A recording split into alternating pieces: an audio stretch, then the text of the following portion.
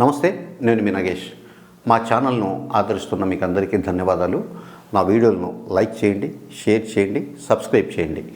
రాష్ట్రంలో నీట్ ఫలితాలకు సంబంధించి ఈసారి ఆశాజనకంగా ఫలితాలు రావడంతో రాష్ట్ర ప్రభుత్వం ఒక కొత్త నిర్ణయం తీసుకుంది. ఇదేమంటే రాష్ట్రంలో 7 నీటు ప్లస్ ఐఐటి ఈ శిక్షణ కేంద్రాలను ఏర్పాటు చేయాలని రాష్ట్ర ప్రభుత్వం నిర్ణయించుకుంది.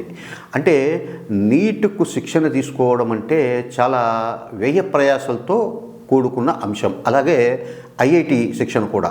సో దీనివల్ల సామాన్య మధ్యతరగతికి చెందిన చాలామంది నీట్లో శిక్షణ తీసుకోలేకపోతున్నారు. దీంతోపాటు ఎస్సీ ఎస్టీ వర్గాలకు సంబంధించి ఈ శిక్షణలో లక్షల రూపాయలు ఖర్చు పెట్టలేక చాలా ఇబ్బందులు ఎదుర్కొని వాళ్ళు కాంపిటీషన్లో కొంత వెనుకబడిపోతున్నారని చెప్పేసి ప్రభుత్వం భావిస్తోంది.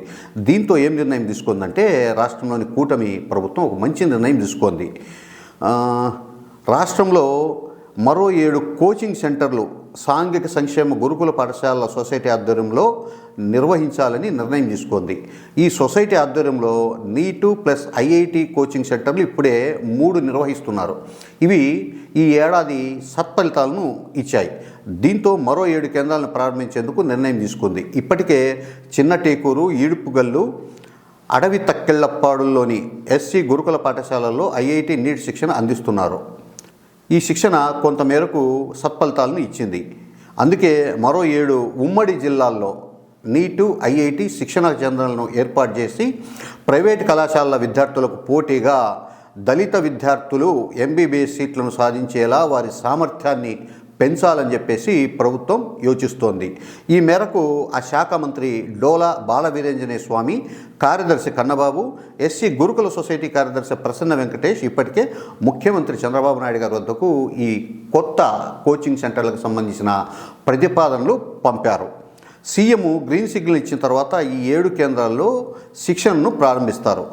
మొదట సింగరాయకొండలో దీన్ని పైలట్ ప్రాజెక్టుగా ప్రారంభించి 80 మంది విద్యార్థులకు ఈ ఏడాదిలో శిక్షణ ఇస్తారు. ఆ తర్వాత ఈ కెపాసిటీని 160 మందికి పెంచేలా చర్యలు తీసుకుంటున్నారు.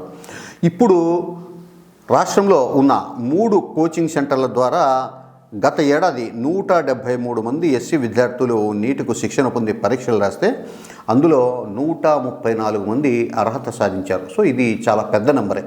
నీట్లో ఎలిజిబిలిటీ అనేది ఇంతమంది సాధించడం. ఇది గవర్నమెంట్ నిర్వహించే శిక్షణ కేంద్రాల నుంచి. వీరిలో 40 మంది మొదటి ఫేజ్లోనే ఎంబీబీఎస్ సీట్లు కూడా సాధించారు. ఈ స్ఫూర్తితోనే మరో 7 ఐఐటి నీట్ కోచింగ్ సెంటర్ల ఏర్పాటు చేయాలని రాష్ట్ర ప్రభుత్వం నిర్ణయించింది. అలాగే ఎంబీబీఎస్ ఐఐటి శిక్షణ తీసుకునే విద్యార్థులకు బుక్ బ్యాంకు పథకం ద్వారా వీటికి సంబంధించిన పుస్తకాలు కూడా ఉచితంగా అందించాలని చెప్పేసి రాష్ట్ర ప్రభుత్వం నిర్ణయించింది. ఒక రకంగా ఇది నీట్లో ఎంబీబీఎస్ సీట్ల కోసం పోటీపడే ఎస్సీ విద్యార్థులకు నిజంగా కూడా ఇది ఒక గొప్ప అవకాశం. నమస్తే.